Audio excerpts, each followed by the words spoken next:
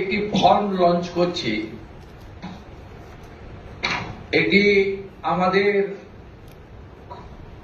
মহিলা এবং শিশু কল্যাণ দপ্তর, যার পূর্ণ মন্ত্রীর মর্যাদা আছেন মাননীয় অগ্নিমিত্রা পাল মহোদয়া, তার দপ্তরের মাধ্যমে এটি নোডাল দপ্তর।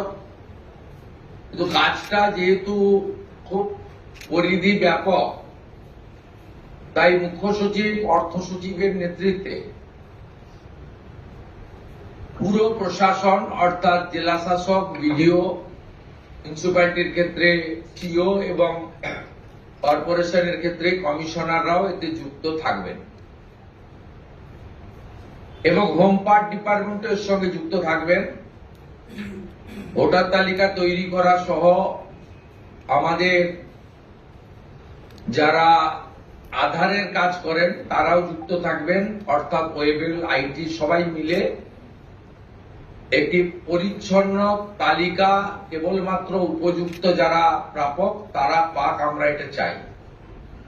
যেহেতু প্রসেসটা একদিনে সকলেই ফর্ম ফিল আপ করতে পারবেন না এবং ফর্ম ফিল আপে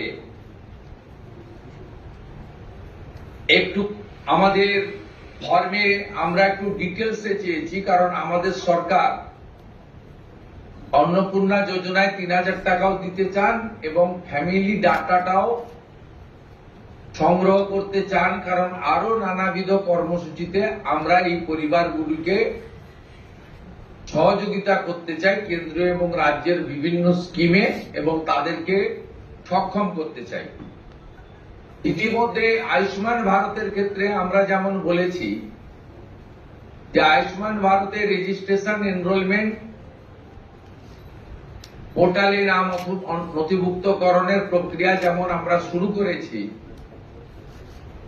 এবং জুলাই মাসে সম্ভাব্য আমরা কার্ড দিতে পারবো, এবং ৮ তারিখে ভারত সরকারের স্বাস্থ্য দপ্তরের সঙ্গে আমাদের আনুষ্ঠানিক মৌ হয়ে যাবে। ইতিমধ্যে আমরা ভার্চুয়ালি মিটিং করে 976 কোটি টাকা এই বর্ষে আমরা তাদের বরাদ্দ আমরা স্যাংশন পেয়ে গেছি।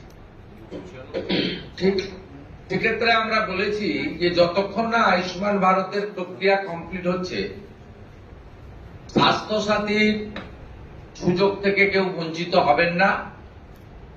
আয়ুষ্মান ভারতে যেমন যেমন এনরোলমেন্ট করে ফ্যামিলি কার্ড বা ইন্ডিভিজুয়াল কার্ড পাবেন, তারা স্বাস্থ্য সাথী থেকে বেরিয়ে যাবেন। এক্ষেত্রেও আমরা প্রথমে অ্যাসিওর করছি তাড়াহুড়া করার কিছু কারণ নেই, একদিনে সবাইকে ফর্ম ফিল আপ করতে হবে।